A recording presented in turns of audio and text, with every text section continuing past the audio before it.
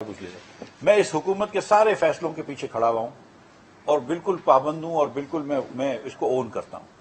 और कल का भी जो फैसला था वो मेरे ख्याल से बहुत मुनासिब फैसला था और सही फैसला था, जिसके अंदर सप्लाई भी नहीं टूटेगी, कंपनियों को भी नुकसान नहीं होगा और आवाम के ऊपर जो है वो पास ऑन होगा। और अगले हफ्तों के अंदर इंशाअल्लाह ताला कि अगर रुपया नीचे जाता रहा और ब्रांड नीचे आती रही तो उसका फायदा होगा। आप जब बात करते हैं लोग कि हमको अपने लोगों से पैसे नहीं मांगने चाहिए, हमको खुद मुख्तारी देनी चाहिए, आजादी होनी चाहिए, खुद इन्हिसारी करनी चाहिए, तो भाई वो कौन सी खुद इन्हिसारी होती है कि जिसके अंदर आप लंबे लंबे पर ट्रेड डेफिसिट करते हैं, 48 बिलियन का ट्रेड डेफिसिट करते हैं। 48 बिलियन डॉलर जब नहीं होंगे आपके पास और आपको दूसरे मुल्कों से मांगने होंगे तो वो कौन सी हकीकी आजादी है। जब 17 बिलियन का तुम करंट अकाउंट डेफिसिट करोगे और दुनिया में अब कोई भी आपको पैसे देने के लिए तैयार नहीं है, वो कौन सी हकीकी आजादी है।